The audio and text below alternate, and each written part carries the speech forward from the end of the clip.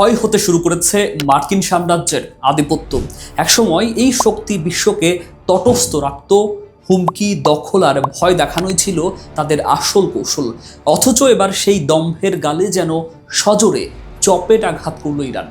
পাকিস্তানের প্রধানমন্ত্রী শাহবাজ শরীফ এবং সেনাপ্রধান আসিম মনিরের অনুরোধেই নাকি নরম হয়েছেন ডোনাল্ড ট্রাম্প, এসেছেন যুদ্ধবিরতিতে। এটি মূলত আমেরিকার সাজানো নাটক।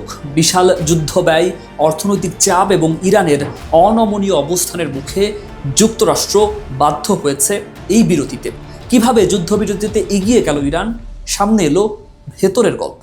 মধ্যপ্রাচ্যের উত্তেজনার মাঝেই ইরান আনুষ্ঠানিকভাবে যুদ্ধবিরতির ঘোষণা দেয়। দেশটির সুপ্রিম ন্যাশনাল সিকিউরিটি কাউন্সিল জানায়, পাকিস্তানের মধ্যস্থতায় 2 সপ্তাহের একটি চুক্তি সম্পন্ন হয়েছে।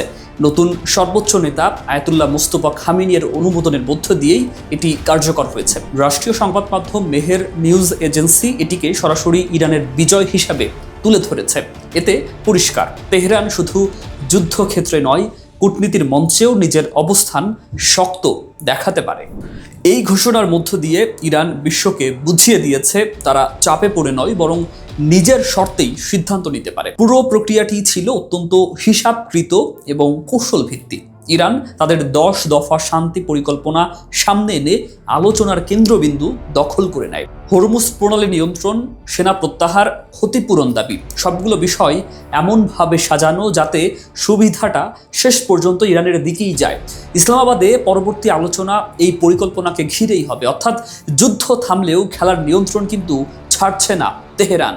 আগে যেখানে শর্ত দিত যুক্তরাষ্ট্র, এখন সেখানে শর্ত বসাচ্ছে ইরান। অন্যদিকে হোয়াইট হাউস সূত্র এবং মার্কিন সংবাদ মাধ্যম CNN জানিয়েছে, হরমুজ প্রণালী উন্মুক্ত রাখার শর্তে যুক্তরাষ্ট্র এই বিরতিতে রাজি হয়েছে। একই সঙ্গে ইসরায়েলও নীতিগতভাবে এতে সম্মত হয়েছে বলে জানা যায়, যদিও এখনও আনুষ্ঠানিক নির্দেশনা সব পর্যায়ে পৌঁছায়নি। অর্থাৎ যুদ্ধবিরতি কার্যকর হলেও এর ভেতরে অনিশ্চয়তা এবং কৌশলগত দ্বিধা এখনও রয়ে গেছে। সর্বশেষ একটি বিষয় স্পষ্ট, এটি শুধু যুদ্ধবিরতি নয়, এটি শক্তির পালা বদলের গল্প। যে যুক্তরাষ্ট্র একসময় বিশ্বকে ভয় দেখাতো, আজ সেই দেশই হিসাব কষে এগোচ্ছে। আর ইরান ধীরে ধীরে নিজের অবস্থান শক্ত করে সামনে এগিয়ে যাচ্ছে। মার্কিন ফাঁপা বুলি তারা তোয়াক্কা না করে কথার চেয়ে কাজে প্রমাণ করে দিচ্ছে। চাপের মধ্যেও কিভাবে মাথা উঁচু করে দাঁড়াতে হয়, লড়ে যেতে হয় নির্ভয়ে, তা দেখাচ্ছে। মধ্যপ্রাচ্যের রাজনীতিতে তাই তৈরি হচ্ছে নতুন বাস্তবতা। সহজভাবে বললে ইরানের উত্থানের নতুন মহাকাব্য রচিত হচ্ছে। মত দ্বিমত জানাতে পারেন মেট্রো বাংলার কমেন্ট বক্সে। মেট্রো বাংলার সঙ্গেই থাকুন।